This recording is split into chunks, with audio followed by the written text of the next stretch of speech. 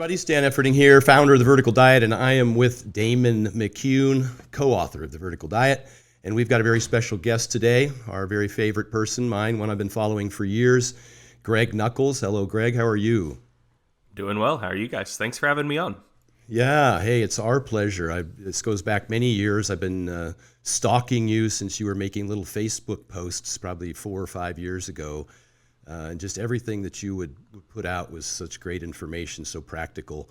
And then you started your mass research review, which is kind of what I wanted to talk about today with you. One of the biggest questions I get when I travel around and do seminars or when I post videos, DMs, etc., that people send me, is about where do you find good information in the industry? And invariably, I always point them to you first because you have such a broad and deep information base that you're providing people. Even in my seminar, not sure if you saw it, but up in Iceland with Hofthor, it's been some 2 years ago, I include in all of my seminars a slide that references you as a resource that I think all trainers and coaches should be referencing to be able to access the information, the best, I think, compilation of information that's out there in the industry. And we'll talk about others as well. But I'd like you to introduce what Mass Research Review is to our audience so they can understand just what it is you provide. Sure. So, first off, thank you so much. And just know that the stalking was, in fact, mutual. So, MASS is a monthly research review, stands for Monthly Applications in Strength Sport. There are four of us who write it and produce it every month. So it's me, Eric Helms, Mike Sordos, and Eric Trexler. And so me and Mike are on the powerlifting side of things, and Eric Helms kind of does a little bit of everything, but has been most successful with natural bodybuilding. Same for Eric Trexler. So they kind of handle the physique and nutrition side of things. Me and Mike mostly handle the strength side of things. And yeah, we just look at the research that's going to be most useful and relevant for strength and physique athletes and coaches. Sift through, God, what is it up to? Probably like 140 journals or so every month. Pull out the articles that seem like they're going to be the most directly useful and review them for our subscribers. It's extremely comprehensive. I got to give you some credit on that because it is extremely comprehensive. Yeah, and you know the neat thing about it is you've boiled it down so it's easy. I call myself the bro and Damon the science of our operation over here. Everything that I talk about is things I have experience with, but I have to marry that to the most recent science to make sure that it's applicable to the vast majority of people. And Damon's he's a registered dietitian. He's got his MS, got his PhD, or he's just finishing up his research for his PhD. And in exercise physiology.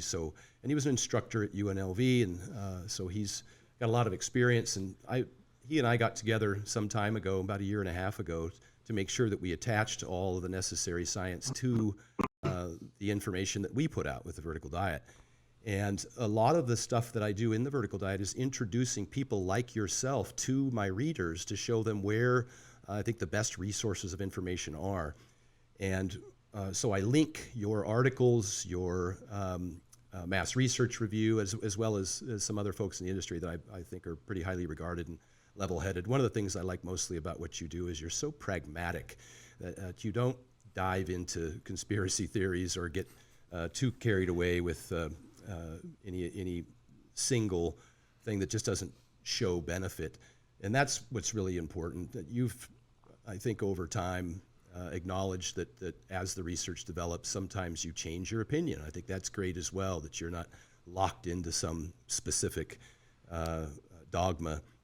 But you've put out now, from what my most recent review, over 280 articles and videos that people can easily access, and you just recently put in a search by topic. Tell us about that too. I think the search by topic has been there for a while.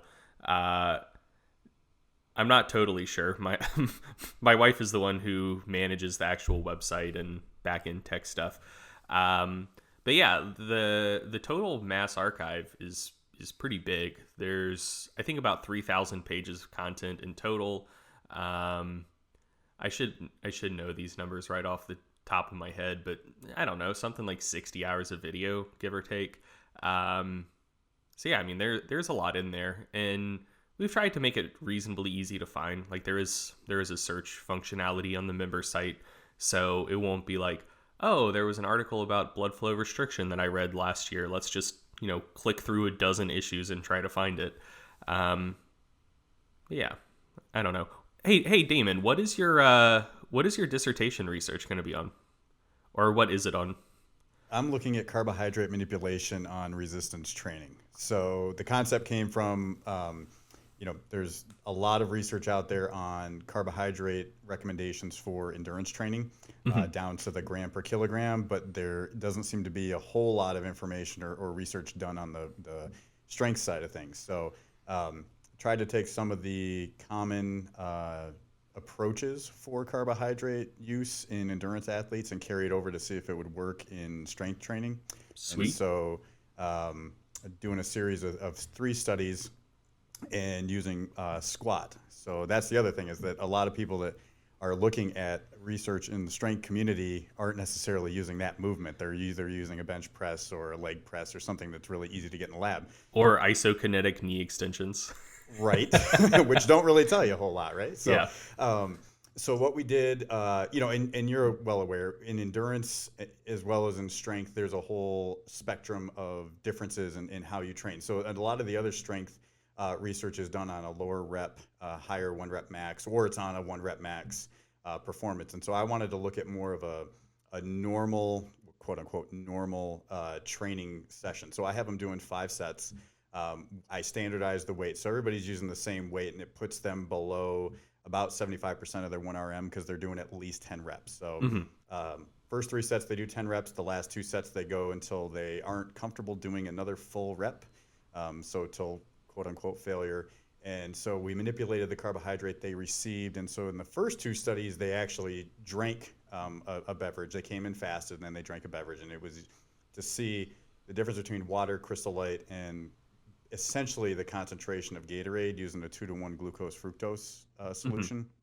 And then the second study was seeing if the dose mattered. So if we double that dose of carbohydrate or we take it in half, does that do anything? And then the third study that I'm finishing up right now is probably the most interesting to me in terms of what I've had as results, and it's the mouth rinsing. So there's only been about 5 or 6 publications on mouth rinsing and strength training, and all of them were done on bench pressing. And the last one that was done out of, I think the team was out of Brazil, used leg press. So this is the only full body competition movement using mouth rinsing, and I've had some interesting results. I haven't been able to run any stats yet, but I've almost collected all the data, so we're getting there. Well, sweet. Keep us posted. I think we actually, I think Mike Zordos reviewed the leg press study out of Brazil with mouth rinsing. So if this one gets different results or just uses like more meaningful and applicable exercises, it's very likely that we'd probably want to update that. Yeah, definitely. Is Mike still squatting every day? I don't know. He's just miking along down in Florida. I think he's still squatting every day. I think that's just kind of what he does. Yeah. Say, Greg, I also noticed here more recently that you're offering CEUs through ACE, NSCA, and NASM and ACSM for people who read your articles, and you have a testing opportunity. I think they get to take a quiz and they can get those CEUs for reading your articles. That's another great benefit that you put together for folks. Yeah,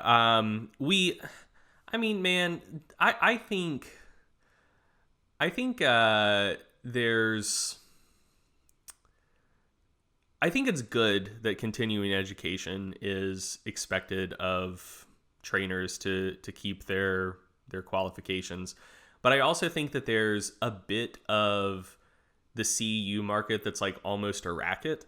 Like when we were looking into offering CEUs, there's like databases you can look through of like who has been authorized to offer CEUs for these organizations and like what courses they have.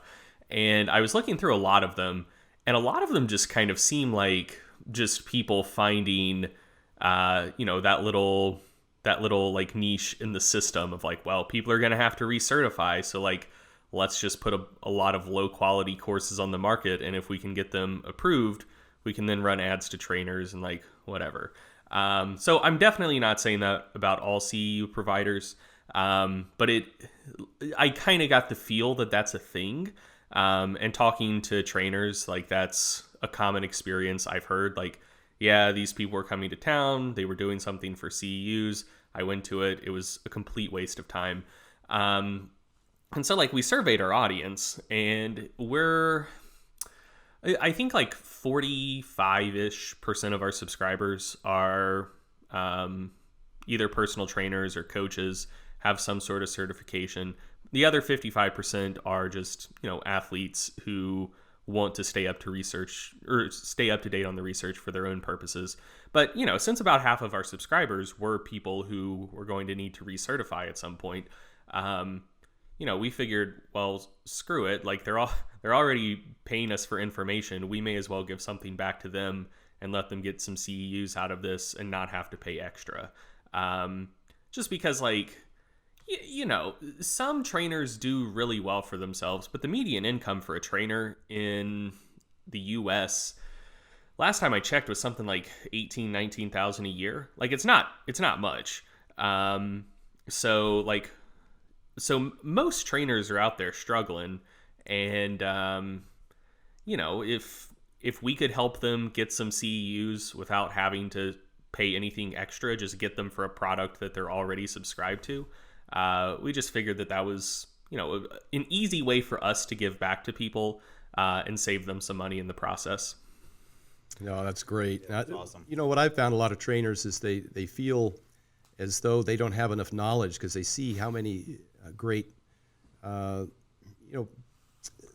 coaches, I don't want to say coaches or trainers, but folks that are kind of behind the scenes. The academics now have really, just in the last 5 years probably, since social media has been so active, that you see a lot of the really smart folks like yourself that are both highly accomplished academically and in sport. You set world records in natural powerlifting, so you've actually been applying your trade. When I studied exercise science back in the late 80s, of course, we didn't even have the internet. We didn't have the kind of resources that are available today. I always say, if I knew then what I know now. And so I always want to tip people off to the best resources, and they feel somewhat as though maybe they're underqualified because they're constantly comparing themselves to the litany of great people out there, the Brett Contrerases of the world, and the Brad Schoenfelds, and yourself, and Eric, and the Lane Nortons, people with advanced degrees who are also highly accomplished athletes. But I spin it just the other direction. There's not enough of you guys to go around. You're a resource for them, and that this obesity epidemic and the decline of our health as a whole, there are far more customers than the academics can provide for, and that they just need to utilize you as resources. They don't have to reinvent the wheel. They don't have to get PhDs if they can't afford it or don't have the academic capabilities to do so. And that's why I kind of like to funnel people towards the professionals. It's a lot of what I do now is just try and bridge the gap between the knowledge that's out there and the application of that knowledge to the end user, because there's obviously tens of millions of people who need help, and we're losing that battle in a pretty bad way. We've got 90% recidivism for weight loss and regain, etc. And so I point to you guys, not because they need to know what you know, but because then they can just offload that resource to you. They can give their clients great information and say, here's where I got it. And these are the people that you guys have filtered your way to the top as being, I think, not just highly credentialed, but well respected by other academics in the community. We're starting to see now who the real purveyors of quality information are, and who are kind of some of the hacks. Some of the bro science folks are starting to get exposed in this industry if they aren't making reference to some of the great research that you're doing. And you mentioned earlier about Lindsay behind the scenes, your wife helping you with all of this. And I remember it's been some years ago, I think when you first started Mass Research Review or the like, you had mentioned about how she had helped so much with the formatting of it. And one thing I noticed with the Mass Research Review is how easy it is to read, how you guys compile all that stuff and give it to me in a dumb way that I can. It's super simple. You summarize it at the beginning and at the end, and then you go through all of your scientific machinations that you do, some of which I can't follow and don't bother to reread. I'm just astounded by the level of knowledge that you have in terms of your mathematic ability to absorb all of this information and make sense of it. I studied calculus and statistics and physics in college, but the level of analysis that you do is extraordinary, and then making it really easy for people to read, I think, is what's so great about your resource in particular. Is you don't have to be, a very smart guy to because you boil it down to let them know that this is exactly what you need to do. So, thank you for that. I don't mean to go on this whole bromance with you, but I want people to know, because I get asked this question so many times, that this is a very easy resource and it covers every aspect, from, like you said, from the training to the nutrition to the rehab,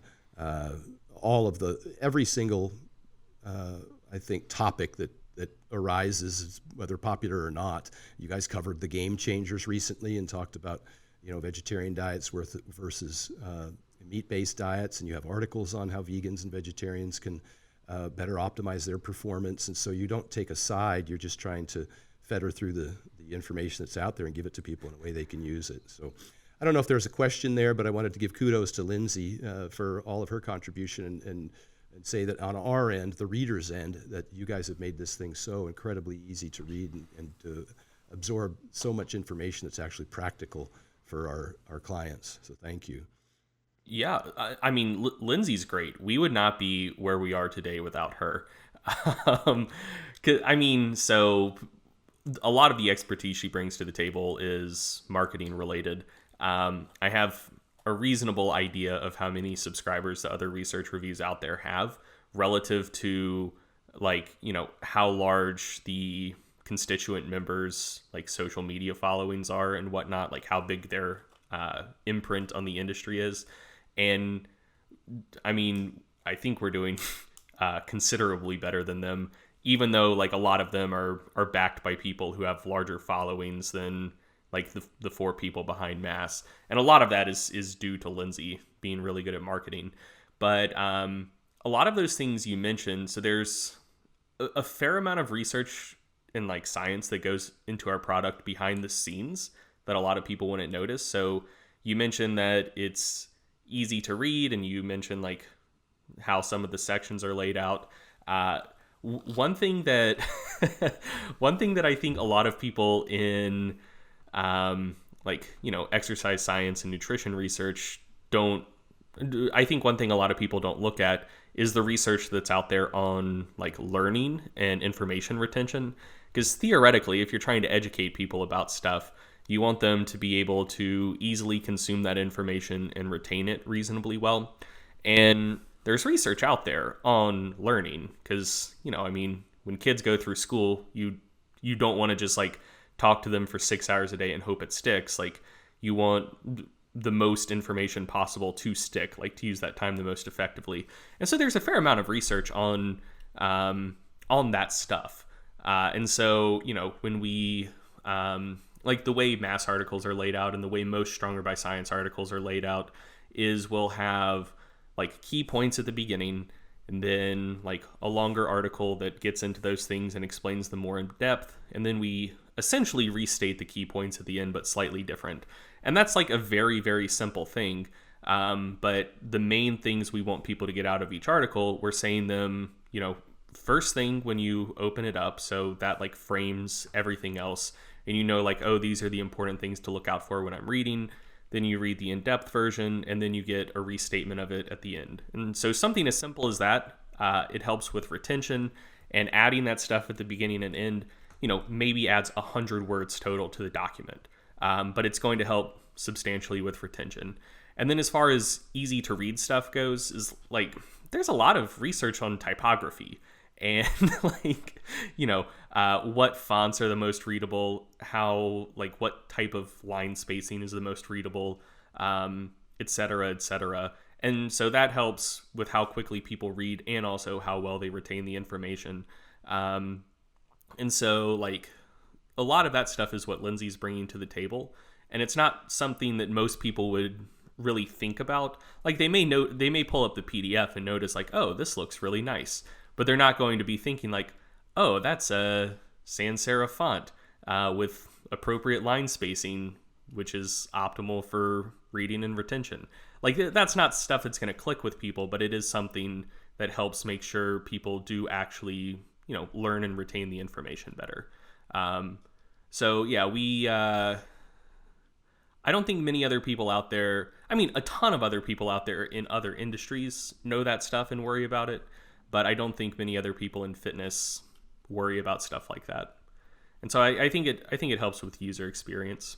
Absolutely. And I guess that was my point, is that not even knowing everything that you just said, the reasons why you do it, just knowing as someone who reads, enjoys reading your work more than other, similar types of work, that's the reason why. It's nice to know now that, because you put it in such a way that it made it really easy for me. And I tend, like a lot of folks in the industry, they tend to be really busy. They don't have time to dig down into the research and read a bunch of individual studies. And so, I talk about the fact that you compile it all. You do the meta-analyses. You look at all the studies. You determine their weight of them, whether or not they're epidemiology or they're, whether or not they're peer-reviewed meta-analyses. You guys do a very good job of trying to put the right amount of weight on it. And then, you also talk about whether or not the study is practical to them, or whether it's, an animal study or it's an in vitro, or, kind of what the differences are in terms of the results that have been had, and compare it to other research. So it's just awesome that you've done all that. I think it's very valuable. You mentioned one time, I think it's been a couple years ago or more, I can't remember, but that you actually write out a lot of your stuff by hand. I find myself doing that because I'm an old timer, but is that something that you still do? It depends. So I don't generally write mass stuff by hand. I do write a lot of Stronger by Science articles by hand. With mass, it's somewhat paint by number, because not entirely, but we're generally reviewing a study. There's a set layout for each article. Sometimes I kind of want to go on a tangent in the discussion, but for the most part, it's the writing process for that is reasonably straightforward.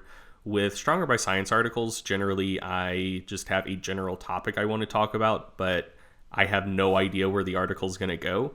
And so I find for that type of writing by hand helps me. I don't know that be more creative is the right way to express it, but I think like get into something deeper, maybe. Just because if I'm not on my computer, I'm less likely to be distracted. And I think better and can make better associations, I think, when, because even if you only have a word processor pulled up on your machine, that you can go down and like click on the Firefox tab, and then the wide world of the internet is still accessible to you. Whereas if you're not looking at a screen in the first place, like all you're looking at is like your table and your paper.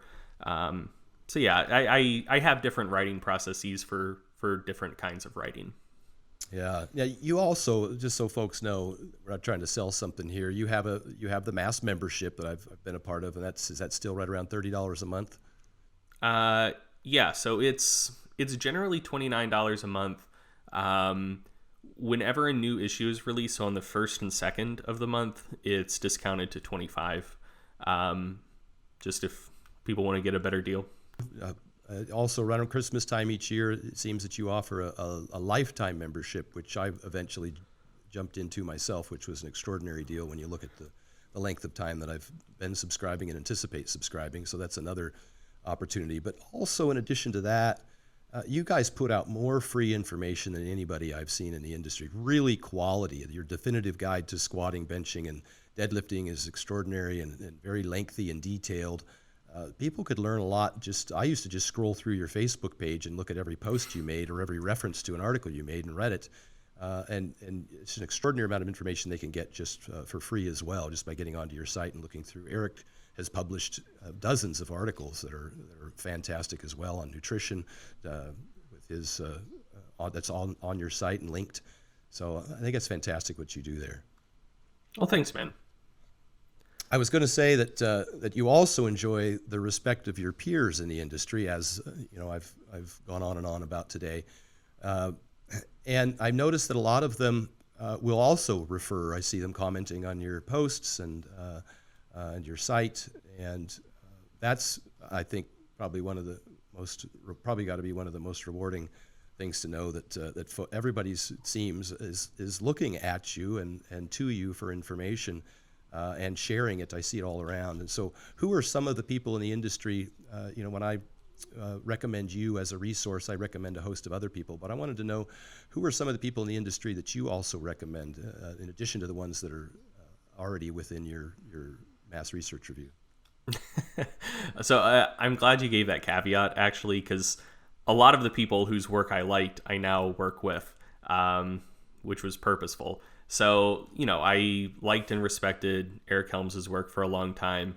Eric Trexler wasn't putting out that much work in the industry, but I mean, I've known him for a long time. I knew he was really smart. I actually stole him away from academia and said, no, you're going to come work with us. And also loved the stuff that Mike Sordos was putting out. So, I mean, beyond those guys, I think my favorite person just to talk training with is Mike Teixeira. He has a ton of free information out there. He also has a ton of paid information out there. But Mike is really, really smart and hyper analytical.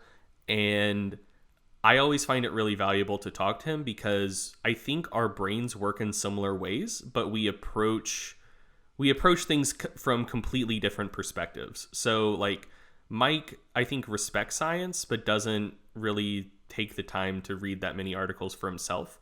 I coach, but that's not the main thing I do anymore. So he has a huge database of client data to draw from, but doesn't read that much research. I still have quite a bit of client data, but nowhere close to as much as he does. And mostly focus on the research. But we're both pretty hyper analytical. And so we're drawing from two completely different bases of information, and often reach similar conclusions, but we came to it different ways. But I just love to talk to the guy because he's really smart and really articulate, and very often has insights that had never occurred to me before.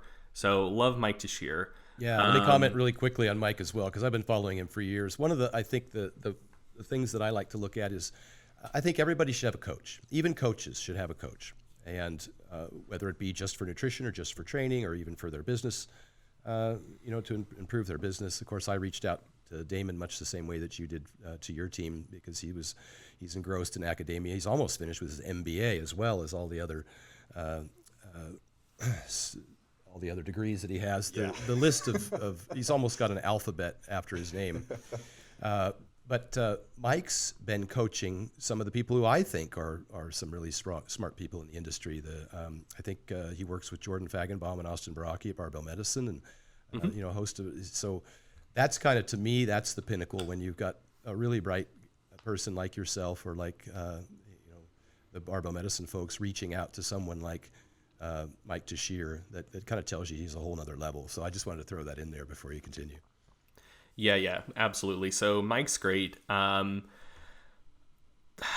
so another person who I really, really enjoy talking training with is Danny Lennon. I think most people just know about Danny through his podcast, Sigma Nutrition. The podcast is great, but I think most people just know of Danny as a really good interviewer.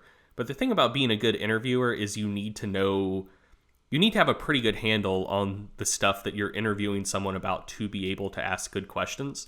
And if you just look through the archive of Sigma Nutrition and you see how many interviews he's done with people from drastically different areas, and then you think to yourself oh shit, all of those were good interviews. Danny knows a lot about all of that stuff. He is really, really bright, knows a lot about a lot of things. And I think he doesn't get as much respect as he probably deserves. People just know oh, he has a good podcast, but Danny himself is super, super bright. So I really like Danny. I think a lot of people got the idea that I don't like Chris Beardsley because I wrote an article critiquing the concept of effective reps. Couldn't be farther from the truth. Do what? I said it was fair. I thought it was great. I thought it gets people talking. I thought it was good. But I recommend his books. I'm shocked that he's got both hypertrophy and strength is specific for $2.99 on Kindle. I throw those at everybody, and I sell a lot of the same information. But I'm like, wow, that's a deal, and his knowledge of the science is extraordinary. But it's a learning, it's a learning opportunity. But yeah, for sure. Great. So yeah, I mean, I disagreed with that one idea, but I mean, for the most part, he is also one of the people where when he publishes an article, I read it right away. Love his work, have a lot of respect for it. Just because I disagreed with one thing he said doesn't mean I don't think he's absolutely fantastic. And for anyone who's interested in going into PT, who, not just wants to read good information and good articles, but also like chat with people who have been doing it for a long time and, are just really bright and interested in teaching and helping others. The Clinical Athlete forums are a really, really good place to go for more information and just conversations with really smart people. Man, there's a lot more, but those would probably be my top ones personally. Well, I've kind of blathered on here. I don't know if Damon had any additional questions for you, Greg. I know that we really appreciate your time, and we've carried on longer than we thought. I was really just hoping to promote you and Mass Research Review and your team there. Did you have anything left on? Maybe let's sum it up on where you'd like to see the industry go and the research go from here in the next 5-10 years. Oh, that's a good question. Where I'd like to see the industry go. So, man, I feel like there are some pretty major structural problems within the industry. So I think first and foremost, there are a lot of people out there who kind of want to do what I do, which I don't know is really that net beneficial. I mean, there's a ton of people putting information out onto the internet.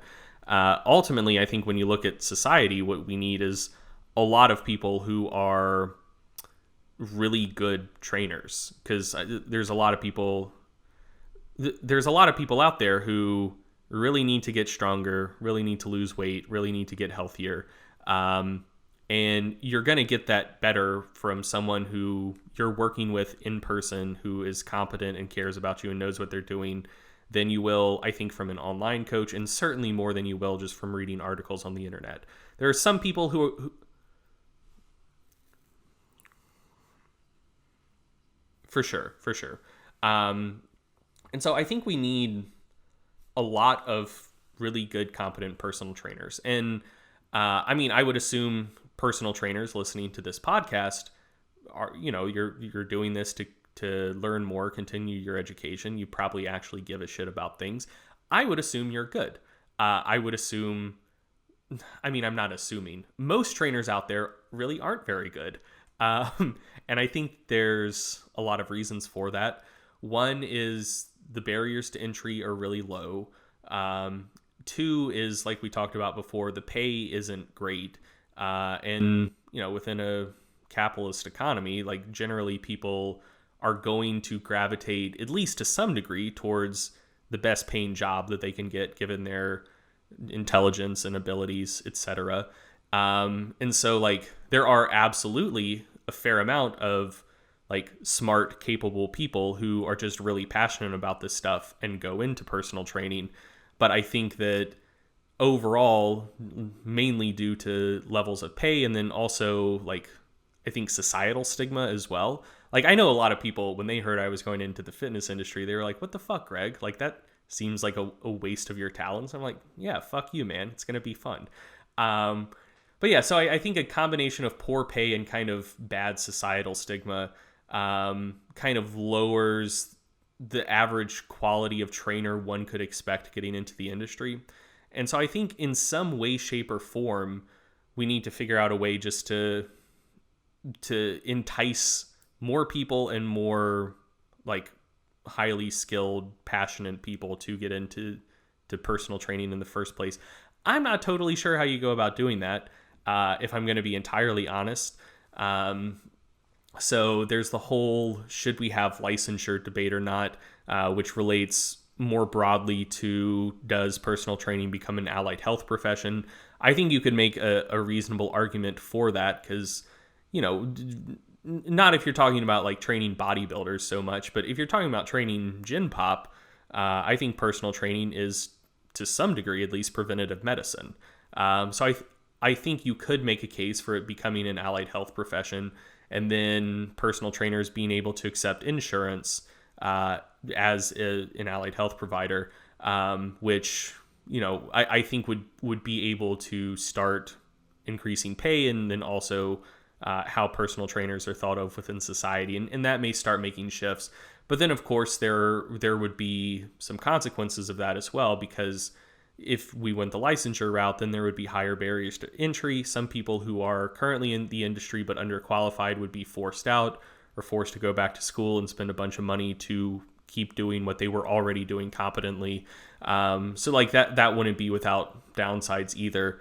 So really what I'm saying is I don't know exactly what should be done to accomplish that, but I think just in general, if we could figure out a way for the average trainer to make more money and be more respected within society, that would help a lot with regards to getting more people into the industry and getting more people who actually like give a shit into the industry. Because I mean, for a lot of people, it's not what they want to do. For a lot of people, it's like plan B or plan C.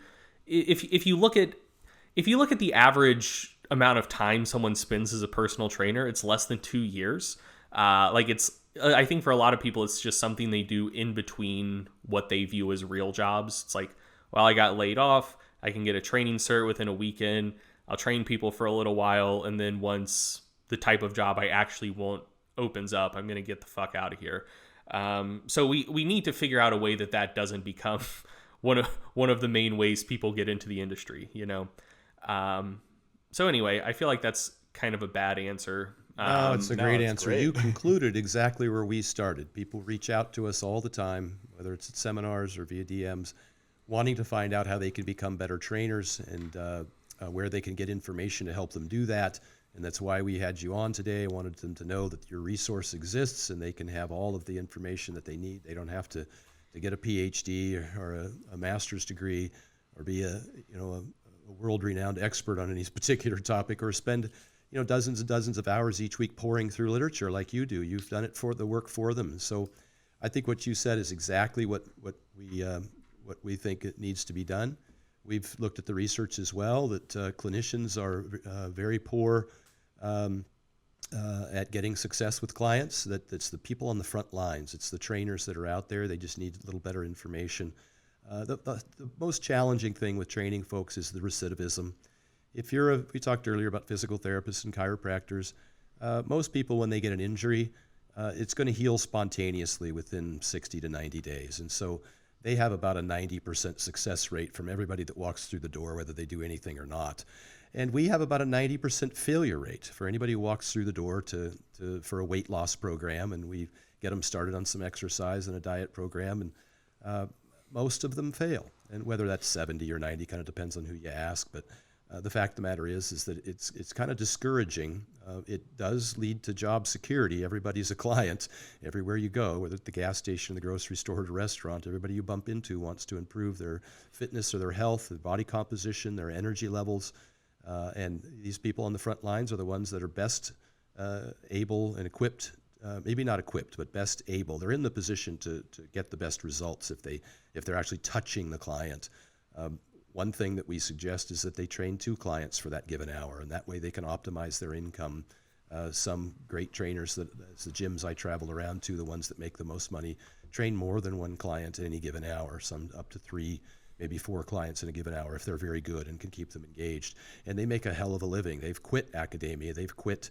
I've got a couple of trainers that I just talked to 2 weeks ago that quit their they were with a Division I NCAA school doing strength and conditioning for the football team, and they left and made twice as much money personal training, but they have to train 3 people at a time, and they have to be good at marketing and be part of a gym that encourages that kind of thing. So the opportunities are out there.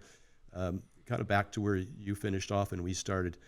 Thank you for being such a great resource, and I hope more people will dive into the information that you have. It's so easy to use and get good results with our clients. So I appreciate having you on today. Yeah, thank you, Greg. Thanks for having me. Thanks, awesome. Greg. Take care.